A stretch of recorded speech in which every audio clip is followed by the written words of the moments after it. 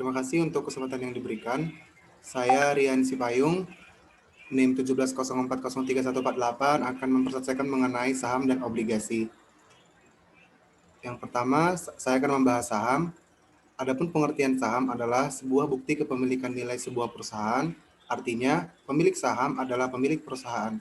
Semakin besar saham yang dimiliki, maka semakin besar kekuasaannya di perusahaan tersebut.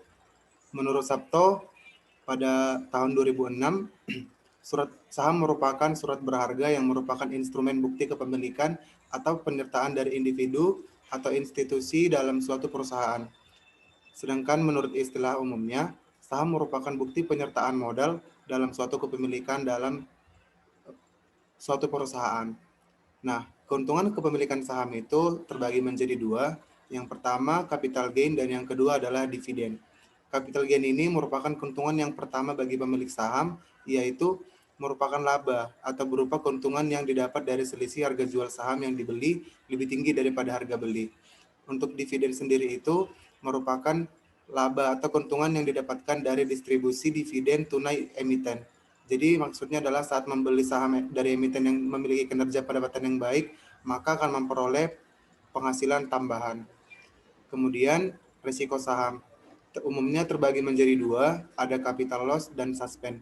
Capital loss ini merupakan risiko pertama yang cukup ditakuti para pemilik saham karena jika harga jual merosot tajam, maka inilah yang akan menjadi momok yang menakutkan.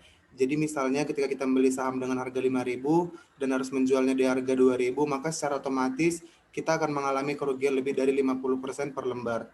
Jadi kita bayangkan jika kita memiliki lebih dari 1.000 lembar, maka jumlah yang akan kerugian kita alami cukup besar. Kemudian suspend.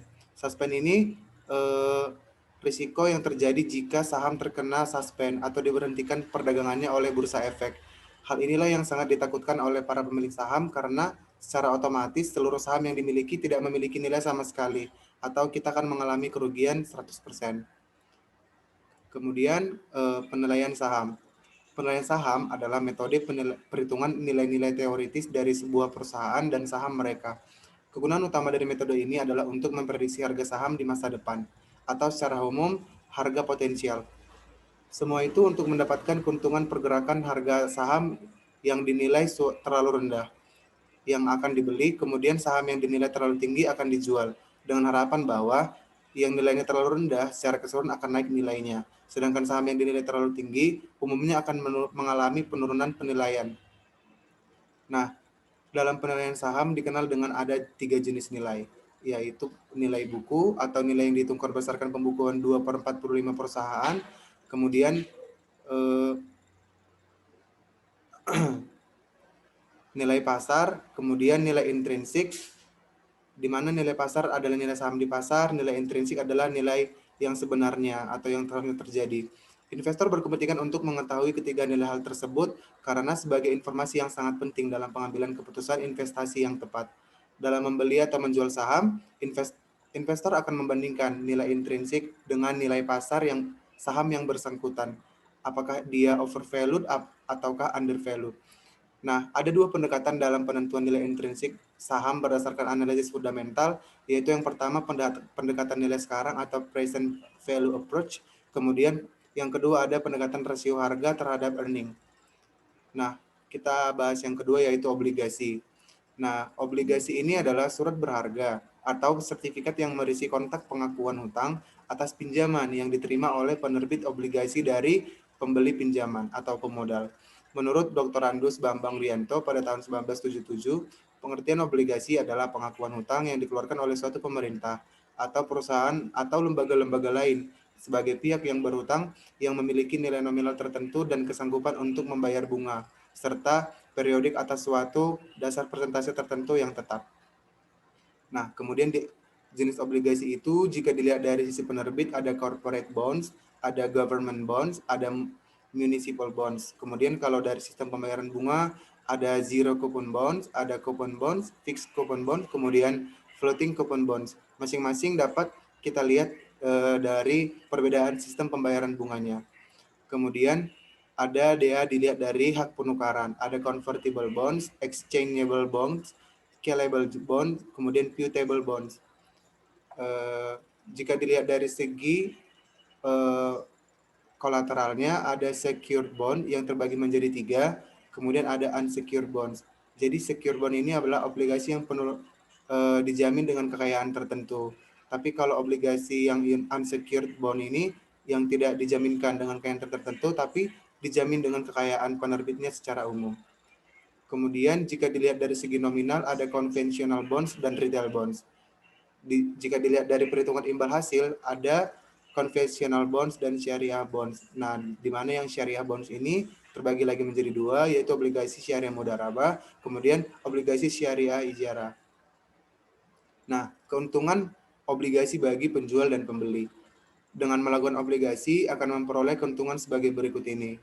Yang pertama, tentunya dijamin oleh undang-undang. Proses pencarian cepat dan fleksibel, kemudian pendapatan secara berkala, kemudian mempunyai risiko rendah, capital gain dan kupon, kemudian dapat dikonversi. Nah, adapun karakteristik obligasi yaitu ada nilai nominal, yaitu nilai pokok dari suatu obligasi yang akan diterima oleh pemegang obligasi. Kemudian ada kupon, nilai bunga yang diterima oleh pemegang obligasi secara berkala. Kemudian ada jatuh tempo atau maturity, adalah tanggal di mana pemegang obligasi akan mendapatkan pembayaran kembali pokok atau nilai nominal obligasi yang dimilikinya. Kemudian penerbit atau emiten, di mana mengetahui dan mengenai penerbit obligasi merupakan faktor yang sangat penting dalam melakukan obligasi retail. Nah, harga obligasi. Berbeda dengan harga saham yang dinyatakan dalam bentuk mata uang, harga obligasi dinyatakan dalam persentase, yaitu ada dengan 3 nominal. Yang pertama adalah nilai par, di mana harga obligasi sama dengan nilai nominal. Misalnya, obligasi dengan nilai nominal Rp 50 juta rupiah, kita jual dengan harga 100%, maka nilai obligasinya adalah 50 juta. Tapi ada juga dengan yang at premium atau dengan premi.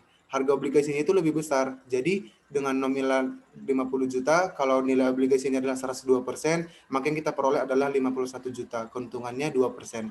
Atau dengan at discount. Dengan diskon. Harga obligasinya ini lebih kecil dari nilai nominal. Misalnya dengan nominal 50 juta, kita jual dengan 98%. Maka kita akan memperoleh 49 juta, kerugian 1 juta. Sampai di sini presentasi saya. Saya ucapkan terima kasih. Jika saudari ada yang ingin bertanya, waktu dan tempat saya persilahkan. Saya ingin bertanya. Tadi Anda menjelaskan tentang penilaian saham. Nah, pada penilaian saham itu, adakah ketentuan perhitungan dalam menetapkan nilai buku? Kan tadi Anda ada menjelaskan bahwa nilai buku itu biasanya dari suatu perhitungan. Nah, perhitungan yang bagaimana? Baik, terima kasih kepada saudari Mafira. Selanjutnya, apakah ada pertanyaan dari saudari Nita? Terima kasih kesempatannya. Saya ingin bertanya, bagaimana cara untuk meminimalisir resiko saham? Terima kasih. Terima kasih. Jadi yang pertama, saya ingin mencoba untuk menjawab pertanyaan dari saudari Mafira. Jadi sebelumnya saya kurang melengkapi PPT saya, namun saya ingin coba menjawab. Jadi nilai bukunya itu akan dihitung berdasarkan per lembar saham atau yang dikenal dengan book value per share.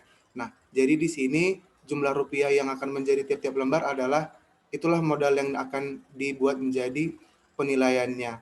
Nah, langkah menghitungnya itu nilai buku per lembar saham sama dengan jumlah modal yang diberikan atau jumlah modal perusahaan itu dibagi dengan jumlah lembar saham yang tersedia atau yang beredar. Nah, nanti dia akan ada perhitungan rumus book value of share-nya dari hasil pembagian yang tadi dibagikan dengan 1000 lembar. Maka diperolehlah jumlah nilainya. Mungkin itu yang saya tadi kurang. Terima kasih kepada saudari Mafira. Apakah pertanyaan saya sudah cukup jelas, saudari? Sudah jelas. Terima kasih. Terima kasih. Jadi saya ingin mencoba untuk menjawab pertanyaan dari saudari Nita. Bagaimana cara meminimalisir berinvestasi saham? Nah, jadi yang kalau tentunya pasti ada yang namanya dengan resiko. Nah, kita melakukan investasi itu menggunakan yang namanya uang dingin. Maksudnya adalah uang yang seumpamanya dalam waktu dekat kita tidak terlalu butuh, sehingga jika terjadi hal-hal yang tidak diinginkan, misalnya keadaan fluktuatif yang nilai sahamnya turun, kita tidak terlalu terpengaruh keadaannya. Kemudian kita berinvestasi dengan dana yang sedikit demi sedikit. Kita memegang teguh prinsip menabung, karena apabila sekali banyak nanti kita mengalami capital loss ataupun capital gain, maka kita akan kehilangan jumlah nilai uang yang sudah kita investasikan. Kemudian ada baiknya kita berinvestasi dengan jangka panjang, kemudian membeli sahamnya dengan bertahap, sama dengan yang saya bilang sebelumnya. Jadi sedikit demi sedikit, lama-lama menjadi bukit. Kemudian kita mengenali dan kita analisa sektor perusahaan apa yang ingin kita beli sahamnya. Apakah kira-kira akan mengalami penaikan harga ataupun tidak. Kemudian kita mengoptimalkan diversifikasi saham. Maksudnya itu adalah kita melakukan pembelian tidak hanya pada satu saham emiten saja, namun kita bagi dia ke dalam beberapa saham. Misalnya ke saham A, saham B, saham C. Jadi kalau ketika saham A itu mengalami penurunan, saham B dan C minimal tidak mengalami penurunan atau mungkin bahkan mengalami penaikan. Jadi kita tidak terlalu mengalami kerugian. Mungkin itu yang bisa saya jawab. Kira-kira kepada Saudari Nita, apakah jawaban saya sudah cukup membantu? Sudah cukup, terima kasih. Sekian persentase dari saya. Selebihnya saya mengucapkan mohon maaf. Sekian dan terima kasih.